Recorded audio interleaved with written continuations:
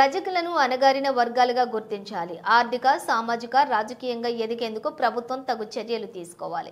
CPI జాతీయ కార్యవర్గ సభ్యులు మాజీ ఎమ్మెల్యే చాడ వెంకటరెడ్డి రాష్ట్రంలో ఉన్న రజకులను అణగారిన వర్గాలుగా గుర్తించాలి. సిపిఐ జాతీయ కార్యవర్గ సభ్యులు మాజీ ఎమ్మెల్యే చాడ వెంకటరెడ్డి డిమాండ్ చేశారు. రజకులు ఆర్థిక, సామాజిక, రాజకీయంగా ఎదిగేందుకు రాష్ట్ర ప్రభుత్వం తగు చర్యలు తీసుకోవాలని ఆయన విజ్ఞప్తి చేశారు.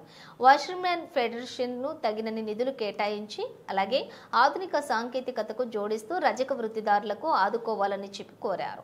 హైదరాబాద్ హిమాయత్ నగర్ అమృత ఎస్టేట్స్ టీజీ వృత్తిదారుల సంఘాల సమైక్య రాష్ట్ర కార్యాలయంలో గురువారం తెలంగాణ రాష్ట్ర రజక వృత్తిదారుల సమైక్య రూపొందించిన 2025 నూతన సంవత్సరం క్యాలెండర్ను తెలంగాణ రాష్ట్ర వృత్తి సంఘాల సమైక్య అధ్యక్షులు బొమ్మగాని ప్రభాకర్, రజక వృత్తిదారుల సమైక్య రాష్ట్ర ప్రధాన కార్యదర్శి బొడ్డుపల్లి కృష్ణ, ఉపాధ్యక్షులు పగిళ్ల జోజీ, కార్యదర్శి గోరుకంటి కృష్ణ, రాష్ట్ర కార్యవర్గ సభ్యులు దండు నిరంజన్, ఉడతల మల్లేష్లతో కలిసి చాడ వెంకటరెడ్డి ఆవిష్కరించారు.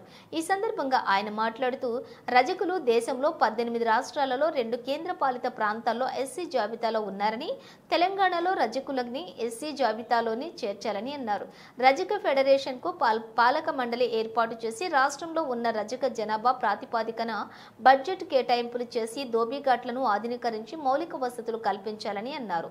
తెలంగాణ రైతాంగ సాయుధ పోరాటంలో కీలక పాత్ర పోషించిన వీరనారి చాకలి ఐలమ్మ విగ్రహాన్ని హైదరాబాద్ ట్యాంక్ బండ్పై ఏర్పాటు చేయాలని రాష్ట్ర ప్రభుత్వాన్ని చాడ వెంకటరెడ్డి విజ్ఞప్తి చేశారు.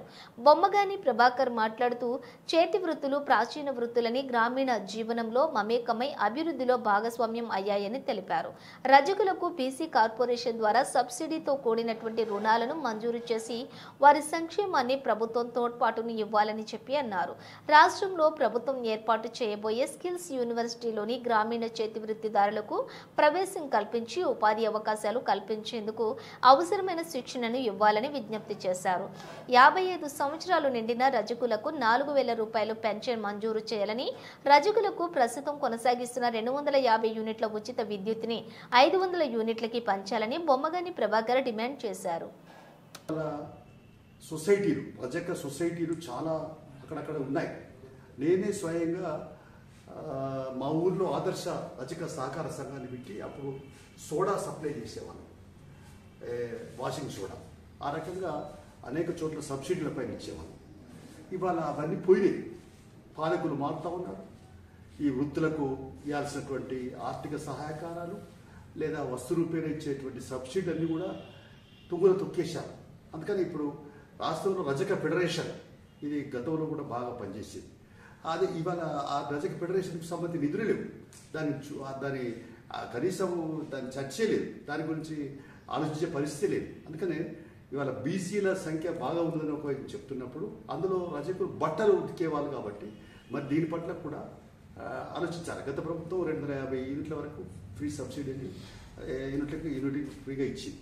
వీళ్ళు ఇప్పుడు డిమాండ్ చాలా అవసరాలు పెరిగిపోతున్నాయంటే 500 యూనిట్ల వరకు ఫ్రీ చేయాలి. తర్వాత 4,000 రూపాయలన్న పెన్షన్ 50 సంవత్సరాలు నిండిన వాళ్ళందరికీ ఇవ్వడం, ఇలాంటి అన్ని కొన్ని డిమాండ్స్ పైన మరి రేవంత్ రెడ్డి ప్రభుత్వం, కొత్తగా వచ్చినటువంటి కాంగ్రెస్ ప్రభుత్వం ఆలోచన చేయాలి.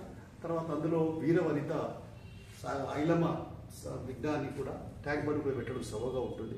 ఇక్కడ ఆల్రెడీ ముఖ్యమంత్రి గారు హామీ ఇచ్చారు, యూనివర్సిటీ పేరు కూడా పెట్టారు. సంతోషమే, అభినందిస్తున్నాం రేవంత్ రెడ్డి గారు, ముఖ్యమంత్రి గారు. దానికి ఒక యూనివర్సిటీ పేరు పెట్టడం అనేది మంచి పరిణామమే, అభినందిస్తున్నాం. ఇట్లాంటి కొన్ని కార్యక్రమాలు చేయడం, ఎందుకంటే ఆనాటి అణచివేతలకు వ్యతిరేకంగా మరి ఆనాడు ప్రాణాలను తెగించి తెలంగాణ సాయుధ నిర్వహించబడింది.